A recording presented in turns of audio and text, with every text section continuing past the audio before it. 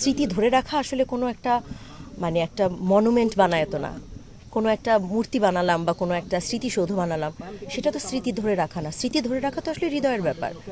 আমি তো মনে করি মানে আমার আশেপাশে যারা আছে তারা সবাই হুমায়ুন আহমেদের স্মৃতিকে ধরে রেখেছে। হুমায়ুন আহমেদের পাঠক আগে যেই প্রজন্ম ছিল, গত ১৩ বছরে আরও নতুন নতুন প্রজন্ম হুমায়ুন আহমেদের পাঠকের তালিকায় যুক্ত হয়েছে।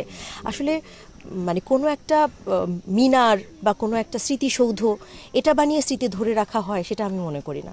স্মৃতিটা হৃদয়ে ধরে রাখা আছে। হ্যাঁ, আপনারা প্রশ্ন করতে পারেন যে হুমায়ুন আহমেদের একটা জাদুঘর, স্মৃতি জাদুঘরের কথা আসলে বারবার বলা হয়, কিন্তু একটা স্মৃতি জাদুঘর বানাতে আসলে যে ধরনের আর্থিক সক্ষমতা দরকার সেটা এখনও নুহাশপল্লীর হয়ে ওঠেনি। নুহাশপল্লী সেটার জন্য আসলে মানে চেষ্টা চালাচ্ছে। আর্থিক যেই আমরা আমরা বানাতে যে বিষয়টা, যে আর্থিক সহযোগিতাটা লাগে, আমরা নিজেরা সেই সামর্থ্য হবার চেষ্টা করছি।